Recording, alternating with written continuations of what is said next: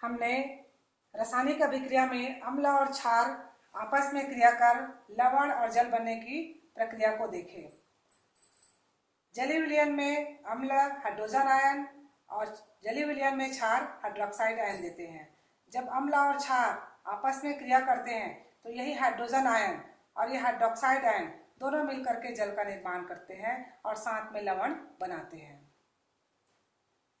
लवण एक ऐसा आयनिक यौगिक होता है जिसमें एक भाग धन आवेशित और दूसरा भाग ऋण आवेशित। जैसे यहाँ पर देख सकते हैं KNO3, इसको अगर वियोजित करेंगे तो K+ और NO3-। लवण एक ऐसा आयनिक यौगिक होता है जिसमें एक भाग धन आवेशित और दूसरा भाग ऋण आवेशित होता है। अब यहाँ पर देखें कि ये धन आवेशित भाग कहाँ से आ रहा है और ऋण आवेशित भाग कहाँ से आ रहा है। उस आधार पर हम अम्लीय मूलक और क्षारीय मूलक की पहचान करेंगे। धन आवेशित भाग देखिए क्षार से आ रहा है, इसलिए इसको हम क्षारीय मूलक कहेंगे, और ऋण आवेशित भाग अम्ल से आ रहा है, इसलिए हम इसको कहेंगे अम्लीय मूलक। यहाँ कॉपर सल्फेट में देखिए कॉपर जो है कहाँ से आ रहा है, क्षार से, इसलिए इसको हम क्या कहेंगे, क्षारीय मूलक। और सल्फेट कहाँ से आ रहा है, अम्ल से, इसलिए सल्फेट को हम क्या कहेंगे, अम्लीय मूलक। सोडियम एसीटेट, यहाँ भी देख सकते हैं सोडियम कहाँ से आ रहा है, क्षार से, इसलिए सोडियम को हम क्या कहेंगे, क्षारीय मूलक। और एसीटेट कहाँ से आ रहा है, अम्ल से, इसलिए इसको क्या कहेंगे हम, अम्लीय मूलक।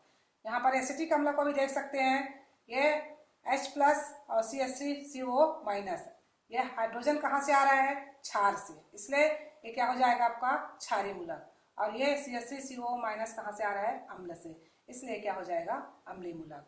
इस तरीके से हम किसी लवण में अम्लीय मूलक और क्षारीय मूलक की पहचान कर सकते हैं।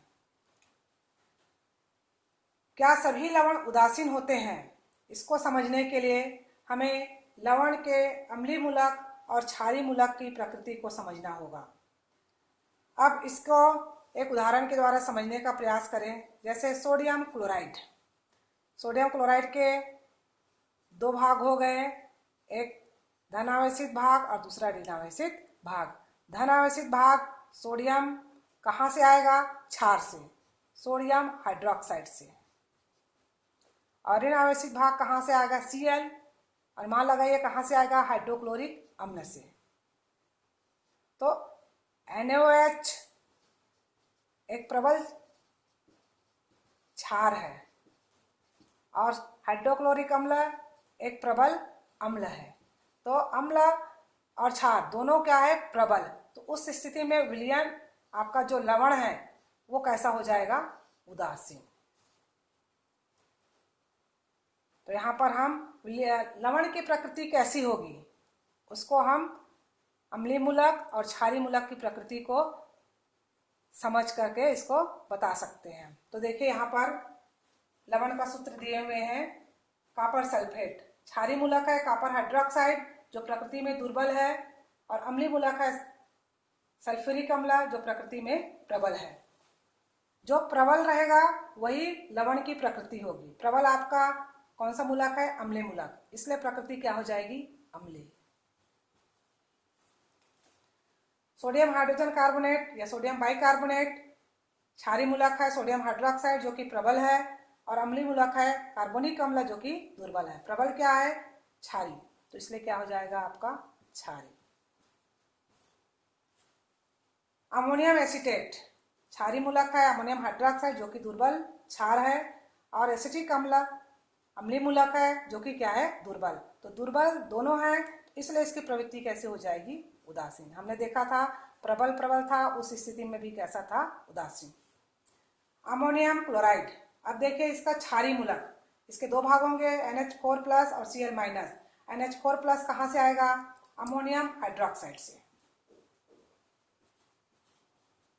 जो कि कैसा है, दुर्बल क्षार है।